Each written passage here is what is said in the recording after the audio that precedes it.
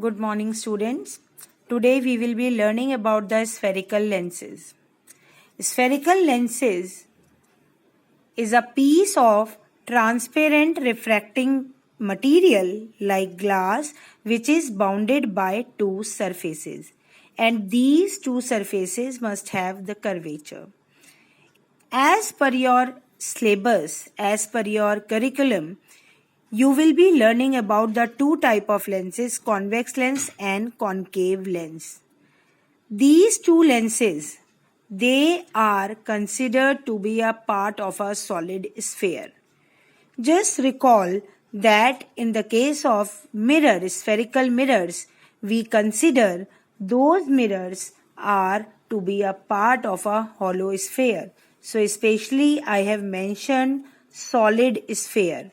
If we take a solid sphere and if we cut a part of it in this way, having two bulging surfaces or two surfaces which are curved inward, then we will be getting the two different lenses.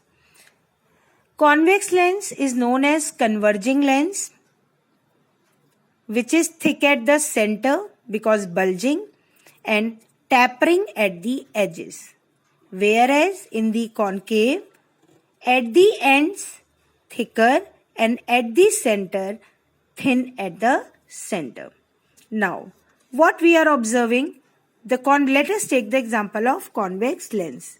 Convex lens is having the two surfaces, two curvatures.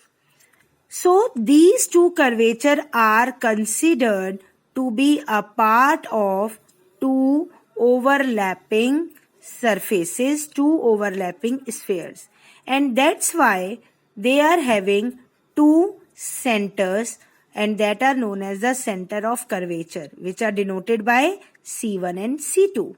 And obviously the radius midpoint is defined as focus.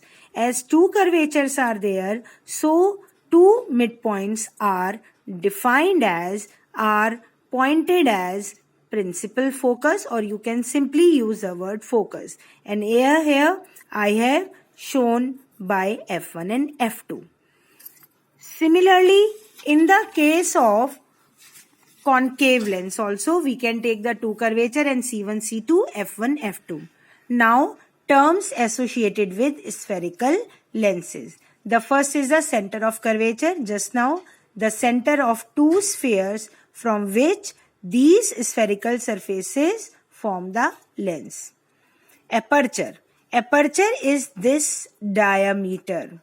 Whatever, here you are not able to understand the word diameter in the case of aperture.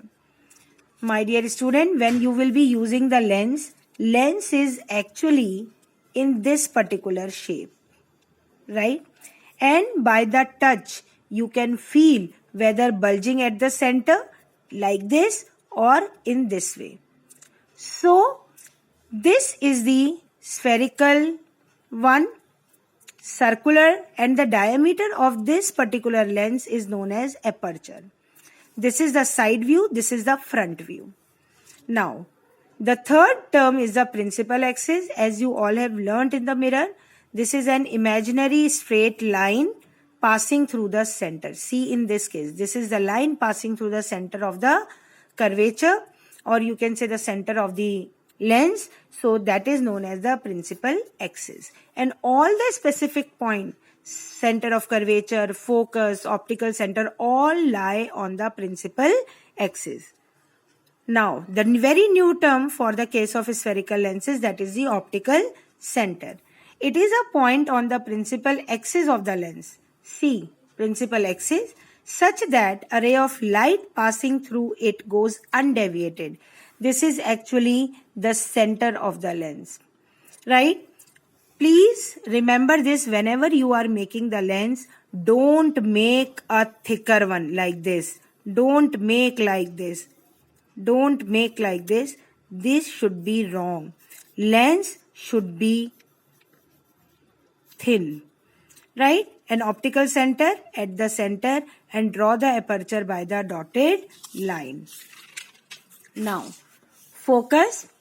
It is the position of a point object on the principal axis of the lens where parallel rays meet or converge after passing through the convex lens.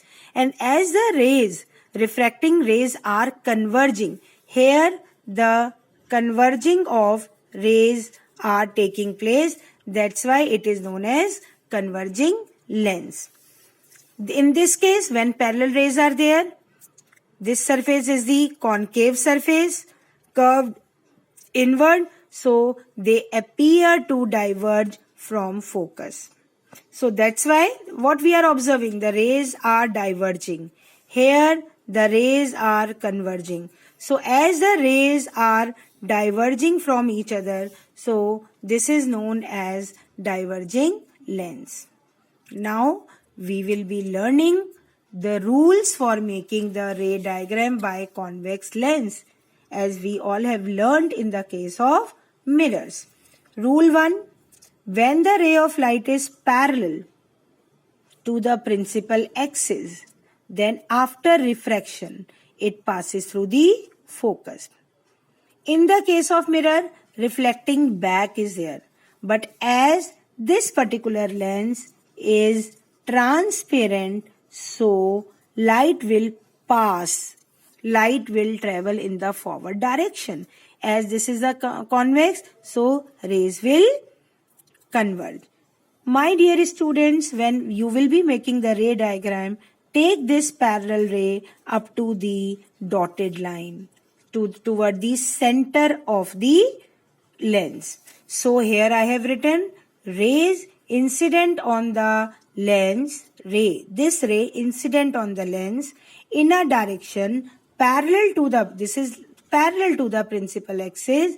So after refraction, it passes through focus f2 of lens located on the other side of the lens. Right?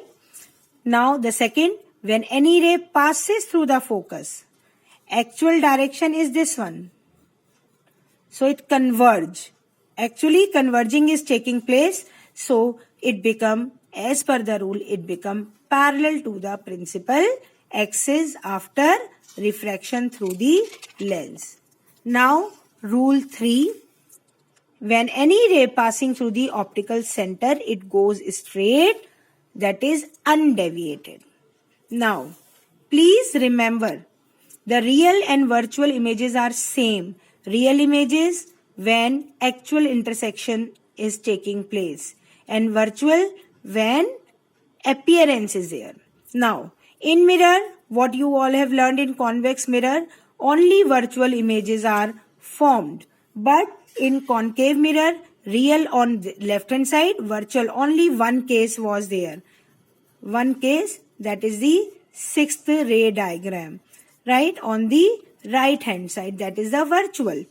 But here in the case convex lens or the concave, the real images are on the right hand side. Why? Because what you are observing, that the rays are passing on this side. They are converging on right hand side.